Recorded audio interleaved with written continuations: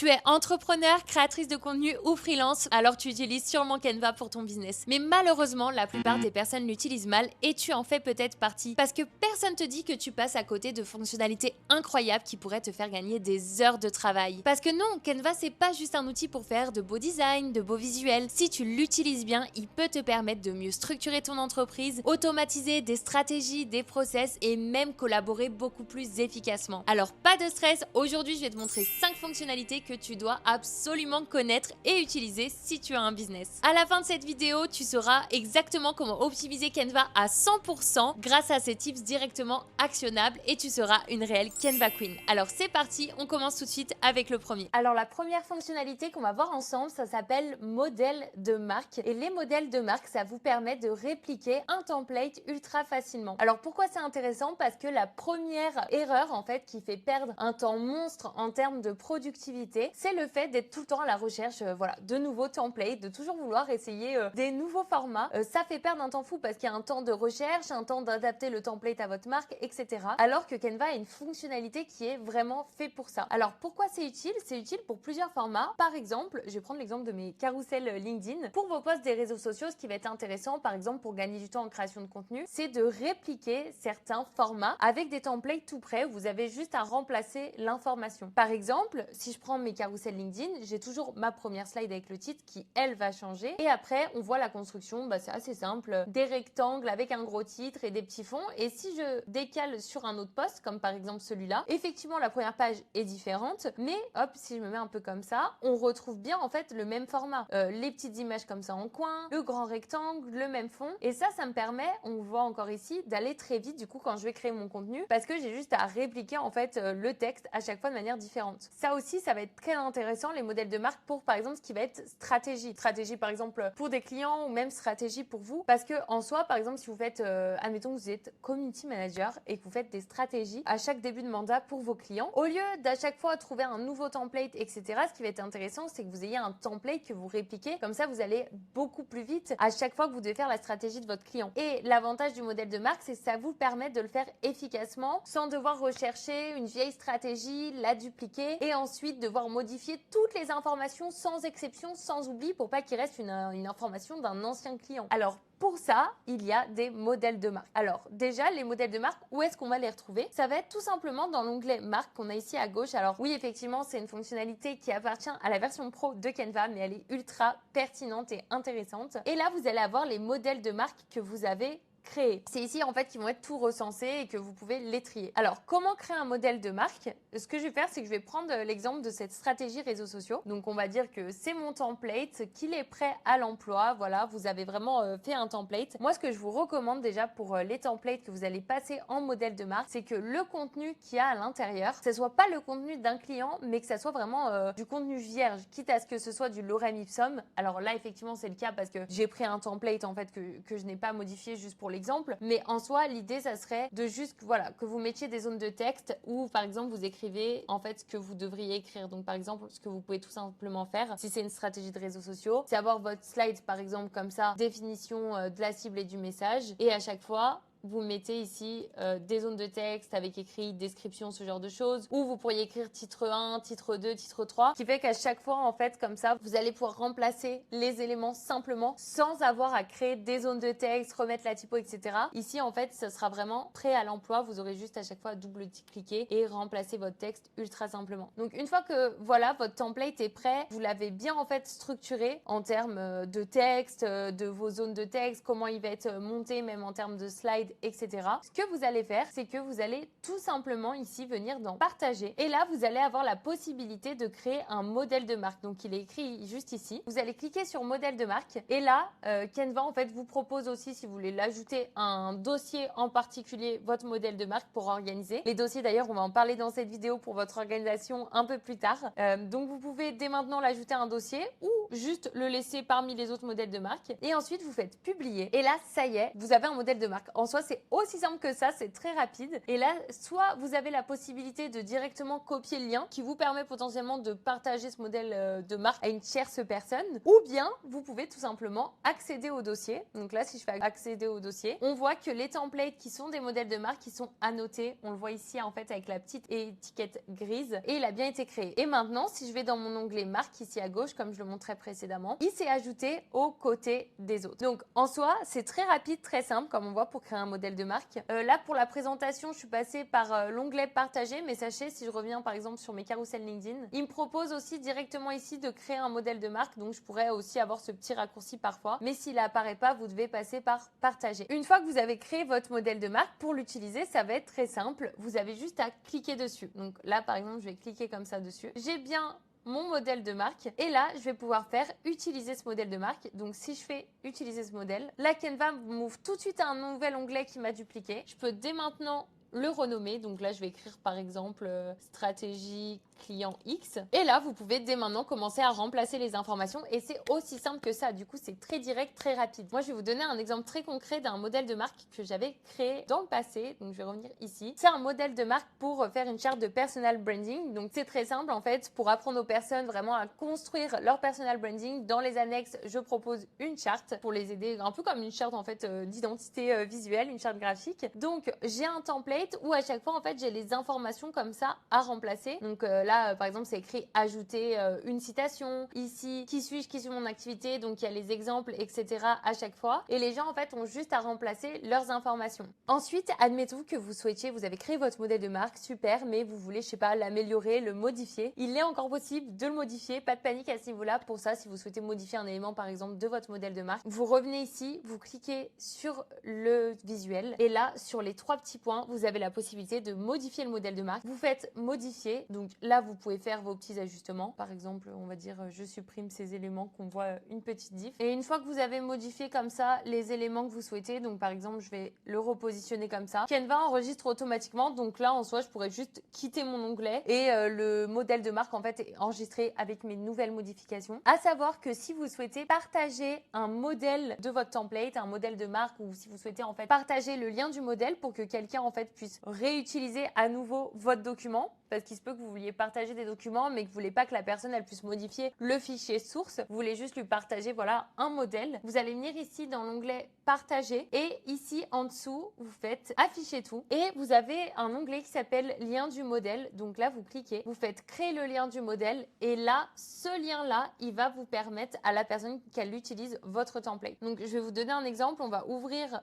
tout simplement le navigateur, je vais coller le lien et là on voit que voilà, si j'étais la personne qui a reçu le lien, on voit vous avez été invité par telle personne à créer à partir de ce modèle et donc là moi je ferais utiliser le modèle pour un nouveau design et ça me dupliquera en fait le modèle pour que je puisse l'utiliser à mon tour. Donc ça peut être intéressant aussi si parfois vous voulez partager à vos collaborateurs, vos clients un modèle potentiel que vous avez créé. Grâce à cette fonctionnalité, fini les pertes de temps avec voilà la recherche de templates, des mises en page qui prennent des heures. Vous avez vraiment un process qui est mis en place et vous pourrez le faire pour encore une fois chaque design qui vous demande d'être répliqué de façon régulière. Moi je vous recommande de créer des modèles de marque pour ça. La deuxième fonctionnalité, elle concerne la collaboration. Alors si tu t'es déjà retrouvé, et je suis sûre que c'est le cas, avec une version d'un design où tu as la version 1, la version 2, la version officielle, bref tu te retrouves avec le même design éparpillé sous plein de formats différents, sous plein de versions différentes, tu ne sais même plus laquelle est la bonne. Ou si par exemple tu viens encore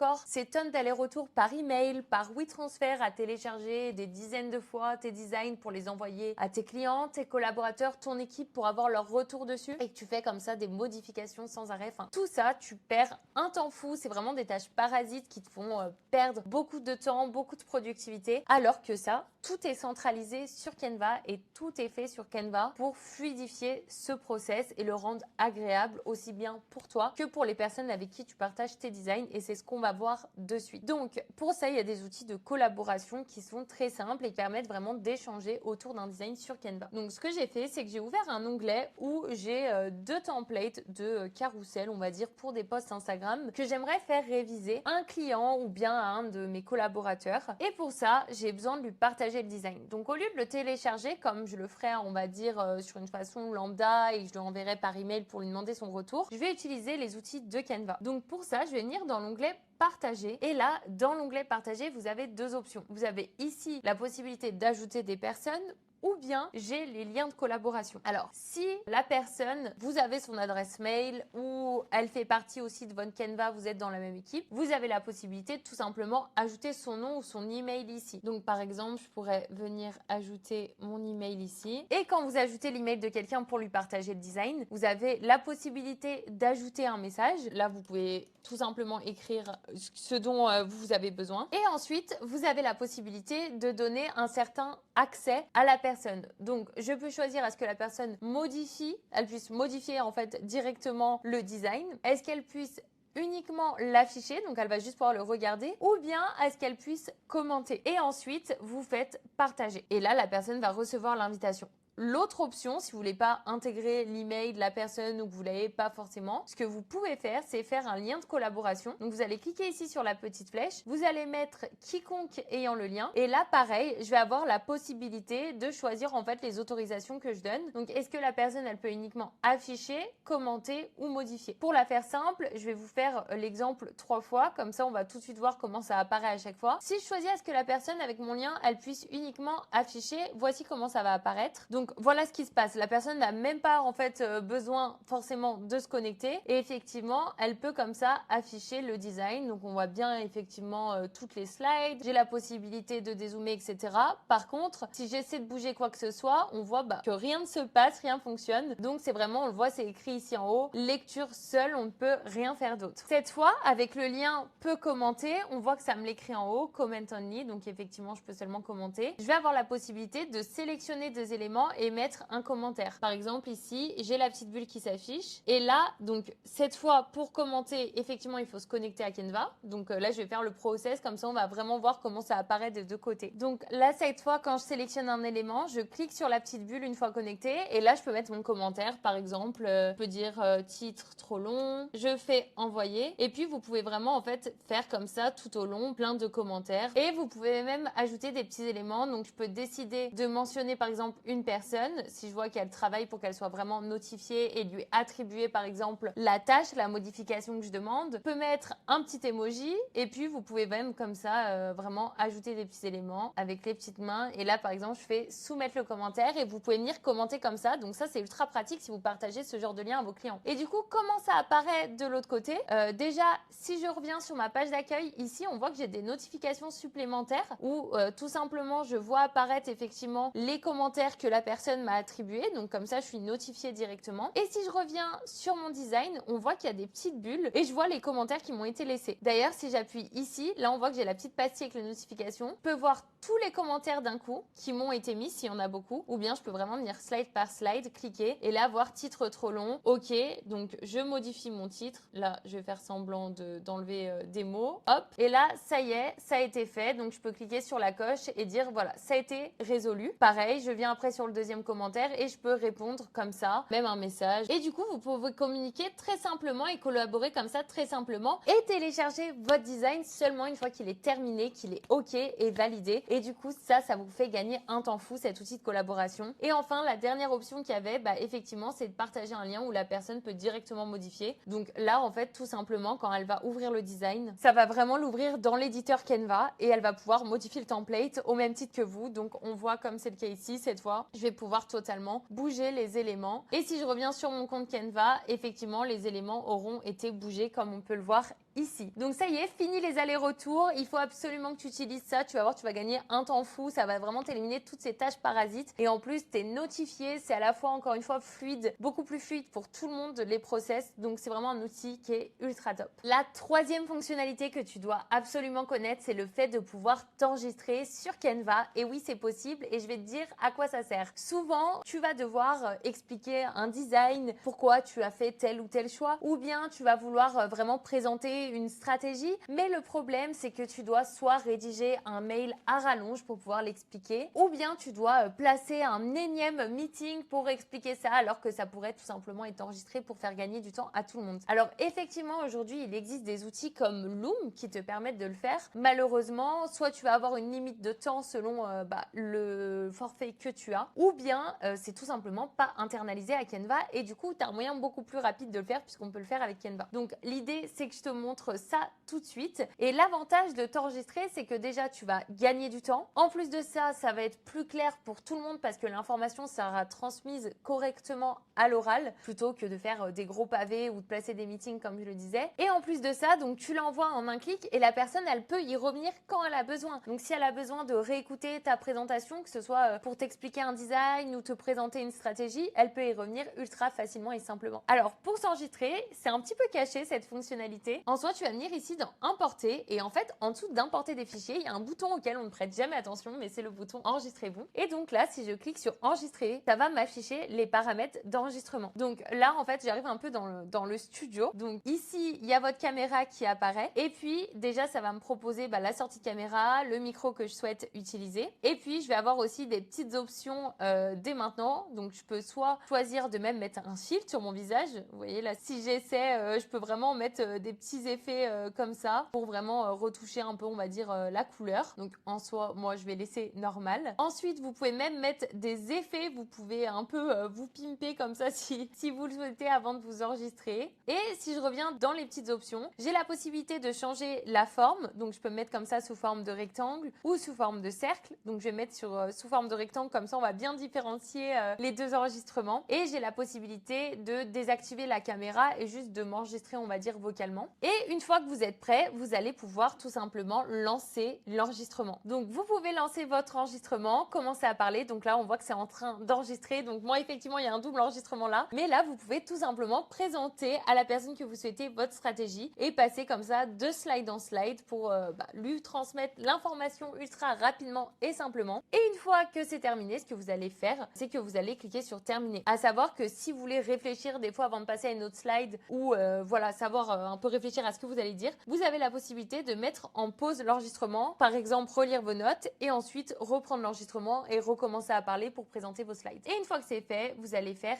terminer ici et vous avez la possibilité de re-regarder l'enregistrement et si vous convient, vous faites sauvegarder et quitter. Et là, ça y est, voilà, au même endroit en fait qu'importer, on voit que ça va m'enregistrer tout simplement la vidéo, l'enregistrement. Donc on va attendre que ça charge. Et donc là, on voit ce qui est super bien fait avec l'enregistrement, c'est que déjà les vidéos sont segmentées et sont toutes enregistrées dans l'onglet vidéo de importer. Mais c'est surtout que Canva va placer automatiquement ces petites vidéos sur chacune des slides. En fait, à chaque fois que vous parlez sur une slide, il enregistre une vidéo et quand vous changez de slide, c'est comme s'il faisait une seconde vidéo. Mais ce qui permet à ce que, vous voyez ici, à chaque fois, il m'a placé les vidéos quand je parlais sur les slides concernés et les slides où j'ai pas parlé, il y a juste pas de vidéos qui apparaissent. Et ensuite, l'avantage, c'est que si sur cette slide, le texte est en bas à gauche, au moins, je vais pouvoir me placer cette fois en haut à droite, potentiellement me rapetissir un petit peu et ici, voilà, me placer à chaque fois là où c'est le plus pertinent. Et effectivement, si je m'y stratégie, et passer comme ça on voit l'enregistrement qui vient de se passer et comme ça après j'ai juste à partager ma présentation à la personne qui peut tout simplement écouter ce que j'ai à dire sur chacun de mes slides, sur chacun de mes visuels. Donc ça, c'est une fonctionnalité qui est ultra top et ultra sous-cotée. La quatrième fonctionnalité, elle concerne tout simplement l'identité visuelle. Alors, on parlait tout à l'heure des tâches parasites qui nous font perdre un temps fou. L'identité visuelle, ça en fait partie. Si tu n'as pas rentré tes couleurs, tes typos et que tu passes ton temps sans arrêt à retourner les chercher, retourner copier-coller tes codes couleurs, ça typiquement, tu te dis oui, ça prend une seconde, oui, mais ça te fait perdre un temps fou parce que tu n'as rien à proximité et en plus de ça tu perds des raccourcis Canva que tu aurais si tu rentrais ton identité visuelle. Alors pour rentrer ton identité visuelle, en soi on va revenir ici dans l'onglet marque. Donc encore une fois, cette fois c'est une fonctionnalité où ça nécessite d'avoir la version pro. Tu vas venir ici dans identité visuelle, mais ça c'est l'une des fonctionnalités vraiment qui vaut la peine pour la version pro parce qu'elle fait tellement gagner un temps fou. Et là tu as la possibilité de créer différentes identités visuelles. Donc soit tu peux avoir uniquement la tienne, mais même si tu es par exemple encore une fois, je sais pas, community manager, consultant ou autre, tu as la possibilité aussi d'entrer celle de tes clients, ce qui fait que tu vas aller beaucoup plus vite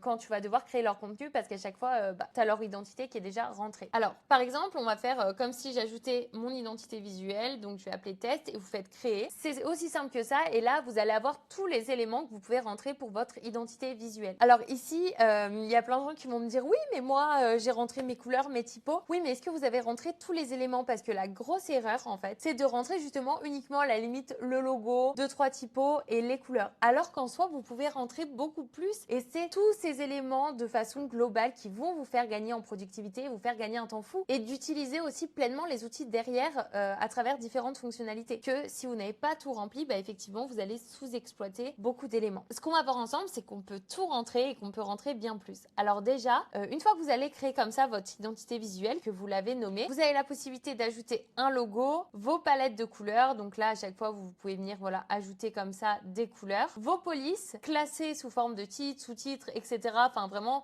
tout type de texte. Et vous pouvez soit choisir parmi les polices Canva, soit vous pouvez importer des polices. Donc ça, c'est très pratique aussi. Si jamais la police que vous souhaitez utiliser, elle n'est pas disponible sur Canva. Vous allez pouvoir utiliser la voix de marque. Donc ça, c'est bien des éléments qui sont importants qu'il faut rentrer parce que c'est ce qui vous permet aussi de maintenir une cohérence dans votre identité visuelle, que ce soit autant en termes graphiques, donc couleurs, typo encore une fois, mais aussi sur le ton utilisé, d'être sûr d'être uniforme. Donc là, vous allez pouvoir rédiger des instructions parce que maintenant Canva, ils vous mettent des outils, comme je le disais, en place, comme notamment l'écriture magique. Et le fait de rentrer ces informations-là, c'est ce qui vous permet après, par exemple, d'utiliser le plein potentiel de l'écriture magique. Donc ici, vous allez mettre par exemple votre ton de voix, vous allez le sauvegarder. Vous allez pouvoir aussi ajouter des photos reliées à votre marque. Donc par exemple, moi j'ai carrément lié des dossiers, comme mon dossier de mes photos de miniatures. Et puis vous pouvez aussi ajouter d'autres éléments comme des illustrations si vous en avez plutôt que des photos, et aussi des petits icônes pour être sûr de tout avoir à portée de main. Donc on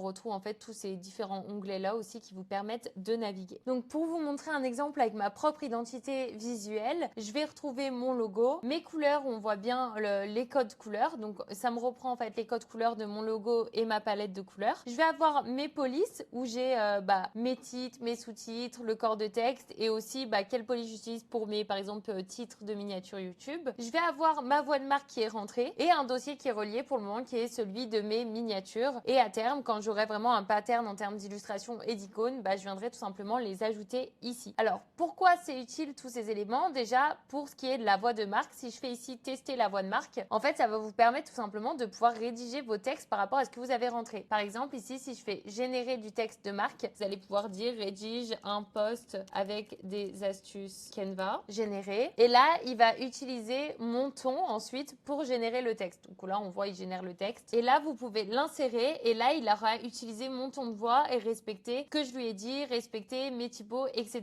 Et si je réutilise l'écriture magique, je vais pouvoir tout simplement à chaque fois lui donner des indications et appliquer la voix de la marque. Donc je peux soit lui demander des tons tout près plus amusants, mais je peux faire ici changer de voix, appliquer la voix de la marque. Et là, il va vraiment réadapter mon texte par rapport à mes consignes. Donc ça, c'est super. On voit qu'il ajoute bien les emojis parce que j'ai dit que j'aimais bien ajouter des emojis. Il va tutoyer, il va parler au féminin, il va mettre tous les critères que je lui ai donnés. Qui fait que vous pouvez modifier des textes ultra rapidement grâce à ça. Et là, vous allez pouvoir exploiter pleinement les outils de Canva et ce que Canva vous propose pour ensuite rédiger vos posts, par exemple, beaucoup plus rapidement en maintenant une certaine cohérence de marque. Alors peut-être que vous allez dire, oui, mais moi, des fois, ce qui m'empêche d'avoir ma cohérence de marque, c'est pas tant d'avoir rentré tous les éléments, mais c'est aussi que mon équipe ou que les personnes qui ont mon Canva respectent les éléments que j'ai donnés. Et bien pour ça, dans votre identité visuelle, vous avez la possibilité d'ajouter des ressources et vous pouvez ajouter en fait des directives. Et quand vous ajoutez des directives ici, c'est des instructions justement pour aider votre équipe à comprendre. Et l'avantage, c'est que vous pouvez ajouter des ressources comme ça, des directives à chaque élément. Donc vous pouvez dire par exemple, ajouter des directives au niveau de la palette de couleurs et dire parmi les 5 couleurs de la palette, nos couleurs dominantes ce sont celles-ci et celles-ci et les autres c'est vraiment des couleurs secondaires que tu dois utiliser. Et à chaque fois comme ça vous permet, même ça peut être des moyens de mémotechnique pour vous, les directives, même si vous êtes seul, vous pouvez vous mettre comme ça des petites directives qui vont tout simplement être des rappels pour vous pour savoir comment vous souhaitez vous organiser au niveau de vos textes, de vos couleurs. Donc c'est très pratique. Et une fois que vous avez du coup rentré tous ces éléments, l'avantage de tout remplir, comme je vous le disais, on l'a vu avec l'écriture magique, ça vous permet vraiment d'utiliser le plein potentiel de ces outils. Mais par exemple, le fait d'avoir votre identité visuelle, ça vous permet aussi un gain de temps quand vous allez devoir remplacer les couleurs d'un visuel. Je m'explique. Donc pour ça, je vais venir choisir un template. Donc on va venir choisir par exemple un modèle de présentation. Donc admettons que vous devez créer une présentation par exemple pour présenter votre culture d'entreprise aux futures personnes qui vont vous rejoindre. Vous adorez ce template, mais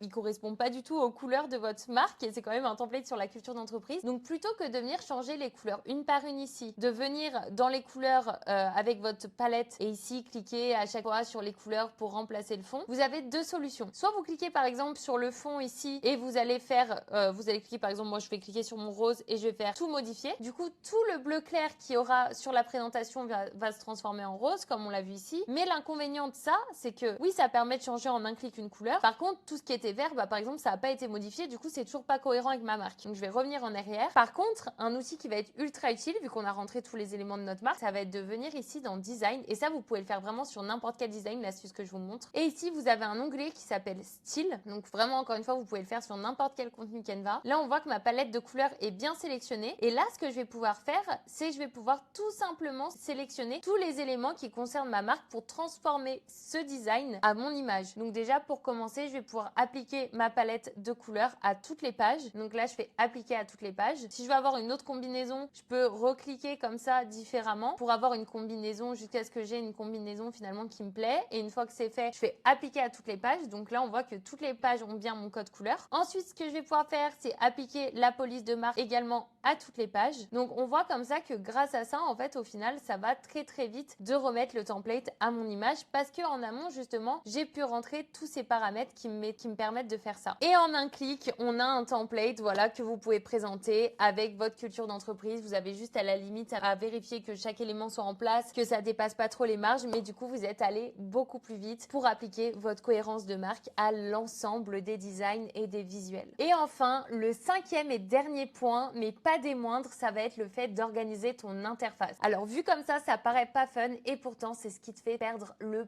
plus de temps sur Canva parce que souvent, la plus grosse erreur, c'est que tu passes plus de temps à fouiller qu'à créer. Je m'explique. Souvent, tu vas passer une tonne de temps à chercher des templates, à chercher des photos ou à chercher les bons éléments qui vont correspondre au design que tu souhaites créer. Ça, c'est la source numéro 1 de perte de temps sur Canva. Et pour pallier à ça, c'est tout simplement de l'organisation. Donc, le premier type d'organisation, il est très simple, c'est le fait de renommer tous tes designs. Donc, dès que tu crées un design, ça va être de le renommer pour pouvoir le retrouver facilement. Tu vois, par exemple, ici, tout à l'heure, j'ai dupliqué mon design, donc je l'avais pas renommé. Mais ici, ça, c'était le nom de base. Donc ici, ça devrait être logo, Canva Queen. Et comme ça, quand je veux retrouver mon logo, oui, il est dans mon identité de marque, mais je veux dire en soi, mon design est renommé et grâce à ça, je vais pouvoir le trouver facilement. Mais ce qui est vraiment game changer dans l'organisation de ton interface Canva, ça va être de créer des dossiers. Les dossiers, ils vont permettre à la fois de mieux t'organiser toi, mais encore une fois, de fluidifier le process si tu travailles avec d'autres personnes pour tout ce qui est collaboration, parce que du coup, ça va être beaucoup plus simple que ce soit organisé ou de toi-même partager des dossiers à une personne. Le twist ici, c'est que on va le voir ensemble, on va l'organiser en deux parties. Les dossiers, ils servent pas seulement à organiser tes designs. Tu peux aussi créer des dossiers pour des photos, des éléments, et c'est ça aussi qui va être game changer. Donc, avec tes dossiers, tu peux tout organiser par thématique, par client, par pôle, par ce que tu veux. L'idée, c'est que tu t'y retrouves. Et avec ça, le résultat, tu n'as plus de perte de temps car tout est à portée de main et chaque chose est à sa place. Le premier point qu'on va faire ensemble pour les dossiers, c'est le fait de créer des dossiers pour tes designs. Donc pour ça, c'est très simple. Tu vas venir ici dans l'onglet projet et ensuite tu vas venir dans l'onglet dossier ici. Donc moi, j'ai déjà créé des dossiers, mais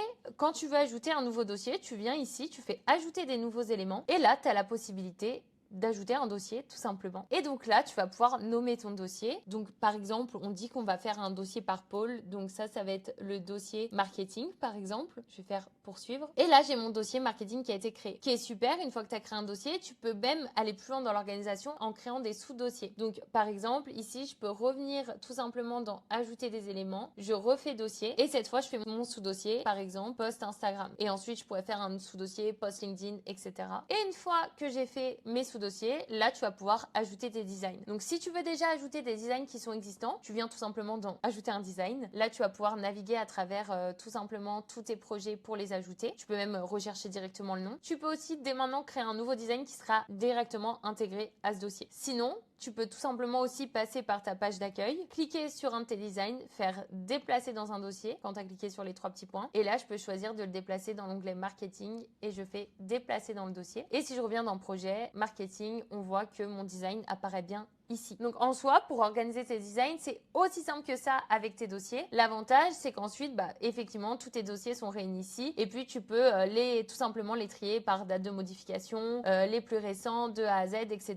Et tu as même la possibilité de les afficher soit sous forme de grille, soit sous forme de liste. Maintenant, on va voir ensemble comment on fait pour créer des dossiers, mais des dossiers d'un autre type, donc des dossiers qui comprennent des photos ou des éléments par exemple. Alors si ce sont des photos que tu vas ajouter à ton dossier, pour ça c'est très simple, donc je vais mettre par exemple dans le dossier YouTube. Quand tu vas faire ajouter des nouveaux éléments, ce que tu vas faire, c'est que tu vas faire importer des fichiers. Là tu vas pouvoir importer des fichiers de ton ordinateur et par exemple y intégrer des photos. C'est comme ça que pour ma part, j'ai pu créer mon dossier qui regroupe toutes mes photos de miniatures et que j'ai lié à mon identité visuelle. Donc si je reviens ici dans l'identité visuelle, je clique sur mon dossier et là j'ai toutes mes photos pour faire mes miniatures. C'est tout simplement en les important de mon ordinateur. Et d'ailleurs, tant qu'à être ici, pour ajouter mon dossier à ma marque, ce que j'ai fait, c'est que j'ai fait ajouter des ressources dans mon identité visuelle et là j'ai lié à un dossier et je suis allée sélectionner mon dossier des photos miniatures, ce qui fait qu'il apparaît ici. Mais j'avais bien créé mon dossier en amont pour pouvoir le lier à ma marque. Ensuite, si je veux créer un dossier pour rassembler des templates que j'aime bien, là ce que je vais faire, c'est que je vais pas créer un dossier à proprement dit, mais je vais ajouter les templates à mes favoris. Donc pour ça, je vais venir dans accueil. Par exemple, on va venir ici dans chercher des templates de posts Instagram. Donc admettons ici, vous repérez à chaque fois que vous cherchez des posts Instagram, des templates qui vous plaisent et que vous aimeriez avoir à portée de main pour pouvoir justement les réutiliser et potentiellement à terme en faire des modèles de marque par exemple. Vous allez cliquer à chaque fois sur la petite étoile comme ceci pour mémoriser vraiment les posts qui vous plaisent. Et comme ça, quand vous êtes dans modèle et que vous descendez tout en bas, vous avez favoris. Et là, vous pourrez voir tous les templates que vous avez ajoutés en favoris pour les retrouver de façon très rapidement et facilement et les utiliser dans vos designs. Donc, vous pourrez directement cliquer ici pour commencer à les utiliser. D'ailleurs, quand vous êtes même dans l'éditeur Canva, ici aussi, vous avez directement la possibilité d'accéder à vos favoris pour y intégrer justement des templates que vous aimez bien et qui vous plaisent. Maintenant, si vous voulez créer un dossier pour rassembler des éléments, parce que effectivement, ce qui fait la cohérence d'une marque, par exemple, c'est que vous allez toujours utiliser des éléments semblables, des petits éléments graphiques qui vont venir pimper vos designs. Donc, admettons que les éléments que vous aimez beaucoup, voilà, c'est ces éléments avec les petites étoiles, assez fins, etc. Et que vous voulez les avoir tout le temps à portée de main parce que vous utilisez tout le temps les mêmes. Ce que vous allez faire, c'est que vous allez cliquer sur les trois petits points de l'élément et là, vous allez faire